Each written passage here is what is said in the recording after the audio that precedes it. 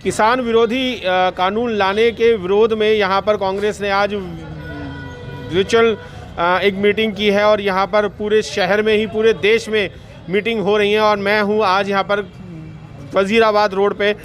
मेरे साथ है AR जोशी जी। सर, आज की मीटिंग का क्या वो है, एजेंडा क्या है और ये क्यों की जा रही है? देखिए, आज की मीटिंग का एजेंडा केवल ये है कि जो ये प्रेजेंट गवर्नमेंट मजदूर और किसान विरोधी जो 3 बिल लेकर आई ज़बरदस्ती, वो भी विदाउट वो किसी बिना चर्चा के पार्लियामेंट में ये थोपे गए कानून। ये देश कृषि प्रधान देश कहलाता है और अगर कृषि को भी निजीकरण आप कर दोगे तो क्या बचता है? चूँकि मोर देन 85% से ज़्यादा लोग यहाँ मजदूर, खेतीहर मजदूर और ये सब लोग यहाँ रहते हैं और उसी पर, कृषि पर उनका जीवन निर्भर है। पर सर, यहाँ पर तो ये कहा गया है कि जो किसान जो हैं वो अपना सामान खुद बेच सकते हैं, बीच में जितने भी दलाल थे उन लोगों को हटा दिया गया है, तो फिर क्या प्रॉब्लम है? देखिए, ये ऐसा कुछ नहीं है। एक बहुत बड़ा दलाल बीच में खड़ा कर दिया गया, वो निजीकरण के रूप में खड़ा कर दिया गया। और ये जो मंडी ख़त्म की गई, जहाँ किसान, मान लिया कोई कस्बा है या कोई एरिया है जो 10 से 20 किलोमीटर के अंदर रहता है, तो किसान वहाँ मंडी में अपना अनाज बेचता है करके। वहाँ भी एक कंपटीशन होता है, उस कंपटीशन में उसको अच्छे दाम मिल जाते हैं। और इस मंडी को अगर आपने ख़त्म कर दिया, और मंडी को ख़त्म करने के बाद जो गवर्नमेंट की जो मिनिमम सपोर्टिंग प्राइस है वो अपने आप ही ख़त्म हो जाती है। जब उसको मिनिमम सपोर्टिंग प्राइस नहीं मिलेगा तो वो उसकी मर्जी पर होगी। जिसको वो ठेकेदारी जो इन्होंने शुरू की है फसल की, वो ठेकेदार वो किस उस पर ख़रीदे और उसको ले करके फसल को और अपने सिस्टम से वो बेचेगा होर्डिंग करने के बाद। तो एक निजीकरण हुआ। और वो जो छोटे, देखिए आज पूरे भारत में क्या है, आप पॉपुलेशन का ले लीजिए, कैसे भी ले लीजिए, मैक्सिमम लोगों पर 10 एकड़ से लेकर के 2 एकड़ तक ज़मीन है। और जब इतनी छोटे जो ये जोत हैं तो इसमें कितना पैदा होता है? एक इसमें कहा गया कि किसान पूरे देश में कहीं भी जा सकता है। जो किसान के पास गाड़ी भी नहीं, एक छोटा सा टेम्पू भी नहीं अपनी फसल को ले जाने के मंडी में, वो पूरे देश में कहाँ जाएगा? तो ये तो एक अतिशयोक्ति है और ये खामखा गुमराह करने वाली बात है। आपको लगता है कि वर्तमान गवर्नमेंट आपकी बात मान लेगी?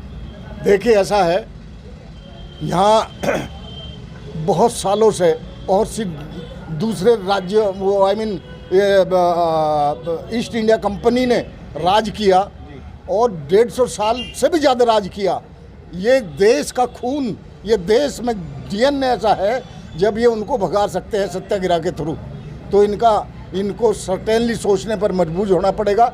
जब ये सब लोग, किसान और मजदूर, एक प्लेटफार्म पर आकर के आवाज़ उठाएंगे, अपने हक हकूक़ की लड़ाई लड़ेंगे, तो सर्टेनली इनको ये कानून वापस लेना पड़ेगा। ये देश से ऊँचे नहीं है, देश ने इनको बनाया है, देश के आम जनता ने इनको बनाया है। और जब आम जनता का भूखा मरने का सिस्टम आ जाएगा तो इनको विवश होना पड़ेगा उस कानून को लेने के लिए। जी, आप ये कह रहे हैं कि देश का कानून है और देश ने ही बनाया है और देश के लोगों से ही ये चीज़ें चलती हैं।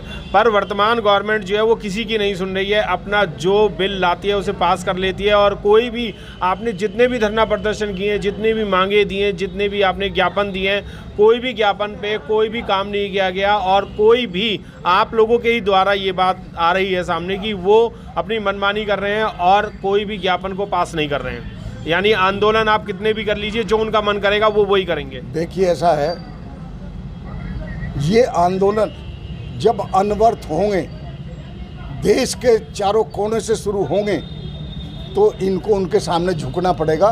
जनता बहुत बड़ी सरकार होती है, जनता ही सरकार बनाती है। और जब जनता के ये आ जाएगा समझ में कि हो क्या रहा, तो जनता के सामने सबको झुकना पड़ता है।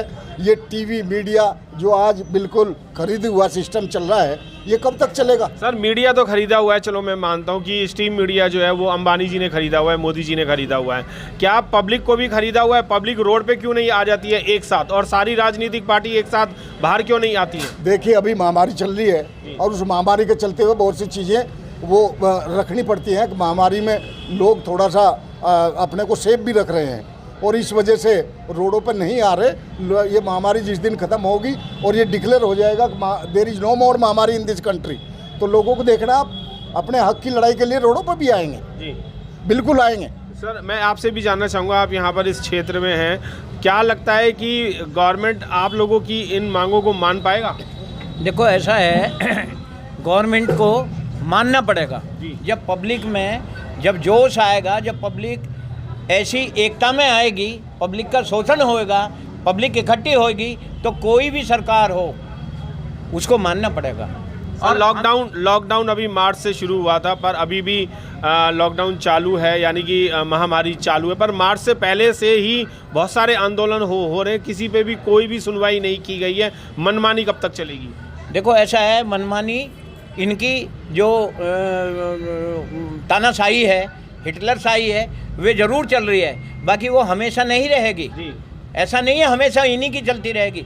सदा ना रहा है, सदा ना रहेगा जमाना किसी का, नहीं चाहिए दिल दुखाना किसी का। ये पब्लिक है जी। इस पब्लिक का दिल दिखाओगे तो एक दिन ऐसा विस्फोट होगा कि पब्लिक ने, जिसने इनको बैठाया है, जिसने इनको राज दिया है, वही गद्दी से उतार के फेंक दे। बिल्कुल गद्दी से उतार के फेंकेगा, पर गद्दी से उतरेंगे कब? क्योंकि उनके तो पास पूरी पावर है और उस पावर को पूरा यूज़ कर रहे हैं, तो गद्दी से आप लोग उसे कैसे हटाएंगे? आप लोगों को तो उन्होंने हटा दिया, पर आप उन्हें कैसे हटाएंगे? मिलन जी, मीडिया के माध्यम से मैं एक बात कहना चाह रहा हूँ कि पूरे देश के अंदर राहुल गांधी जी, चाहे महिलाओं की आवाज़ हो, चाहे किसानों की आवाज़ हो, और चाहे युवाओं की, पूरे देश की बात हो, चाहे कोरोना की बात हो, बन केस आया था उसी समय से इस मोदी को चिताया था, देश के लोगों को चिताया था, मीडिया के लोगों को भी चिताया था कि ये लोग बहुत बड़ी महामारी बनने वाली है। लेकिन ये खिल्ली उड़ाने वाले मोदी जी, ये राहुल गांधी जी हैं, देश के उस कांग्रेस पार्टी के नेता हैं जिस देश में गंगा जमुना की तहजीब है और लोगों के समावेश है। इसमें किसान, मजदूर, दलित, हरवाए सबकी, इसके लिए कांग्रेस पार्टी काम करती है। इसलिए मिलन जी, ये इतनी जन सैलाब के साथ जनता आगे उमड़ेगी, आगे जनता आएगी। आज तो जो छोटा प्रोग्राम था, कम केवल अध्यक्ष हमने बुलाए थे और सम्मानित नेता थे केवल एक ज़िले के। अगर जब हम पूरे प्रदेश का करेंगे, आपको पता मोदी जी को जगह जगह फोर्स लगाना पड़ता है और हमको डाइवर्ट करना पड़ता है। बिल्कुल डाइवर्ट करना पड़ता है, पर फोर्स भी लगानी पड़ती है, पर इतने आदमी नहीं है कि वो फोर्स लगाएं। उनका काम तो इजीली हो रहा है और आपका काम हो नहीं रहा, ऐसा क्यों? देखिए, मैं आपके माध्यम से कहना चाहता हूं कि जो बार बार आप मतलब ये सवाल आ रहे हैं कि वो सुनेंगे नहीं, तो एक इतना बड़ा सैलाब देश के जब कोने कोने से एक आवाज़ उठेगी और वो आवाज़ यही होगी कि मोदी भगाओ देश बचाओ, तो मोदी जी की ये तानाशाही ख़त्म हो जाएगी। और हम जितने भी कांग्रेस के जो कार्यकर्ता हैं और जितना देश जानता है जिस तरह से कि आज जो देश जिस मुकाम पर है, जितना विकास देश ने इन 60, 65, 70 सालों में किया, तो जनता का जो जब आवाम की आवाज़ जब देश के कोने कोने से, खेत खलिहान से, किसान मजदूर से लेकर के जब आएगी, तो मेरा पूर्ण विश्वास है कि ये सरकार तो क्या, अच्छी तानाशाह सरकारों को भी झुकना पड़ेगा और एक झुकना पड़ेगा सर, झुकना तो पड़ेगा। और सर अभी ये भी कह रहे थे कि मोदी भगाओ और देश बचाओ। मोदी आप सबको भगाने के चक्कर में लगे हुए हैं, पर वो भागने को तैयार नहीं है। देखिए, बात यह है कि सच और झूठ की लड़ाई है। झूठ मोदी जी कब तक बोलेंगे? सच तो लोगों को जानना ही पड़ेगा और जानना चाहिए। मुझे ये लगता है कि अब वक्त आ गया कि पब्लिक अब सहने की आदत छोड़ चुकी है। कहीं ना कहीं वोटर जब वोट डालेगा, ये सब कुछ हमारे, मैं तो ये रिक्वेस्ट करूँगा सभी चैनलों से, जो मीडिया चैनल बड़े बड़े हैं, कि कहीं जनता का आपसे विश्वास ना उठ जाए। आप सच दिखाना शुरू करें, ना हमारी पक्ष की बात करें ना सरकार के पक्ष की। क्या लगता है सर कि जनता खुद अपने आप को ही पागल नहीं बना रही है? क्योंकि कोई भी मुद्दा वो ले आते हैं, नोटबंदी ले आते हैं, जीएसटी ले आते हैं, फिर राम मंदिर ले आए। अब राम मंदिर पे वो लोगों को बरगलाएंगे और आप जितनी भी पार्टियां हैं, आप सबकी, उन सबको वो धराशायी कर देंगे। देखिए ऐसा है, इन्होंने बैठते ही नोटबंदी की, फिर जीएसटी लाए, फिर काले धन की बात करते तो वो नहीं हुआ, फिर यहाँ सीलिंग होगी, छोटे लोग, छोटे उद्योग करते थे वो ख़त्म हो गए। सबकी नज़रों में सब चीज़ हैं। जब आदमी भूखा मरता है, उसकी पेट की जो ज्वलित होगी, तो उसमें इस गवर्नमेंट को तो क्या, पहाड़ के पहाड़ भस्म हो जाते हैं। तो ये दिन दूर नहीं है। अब बहुत हुआ, लोग इसको ज़्यादा जो है टॉलरेट करने के मूड में नहीं है। जोशी जी, मैंने एक बहुत महापुरुषों की बातें सुनी है, मैंने उनको पढ़ा भी है। एक कहावत ये भी थी कि मजदूर का पसीना सूखने से पहले उसे मजदूरी मिल जानी चाहिए। भूखे को अगर रोटी मिल जाए तो बहुत अच्छा होता है, टाइम पे मिल जाए तो।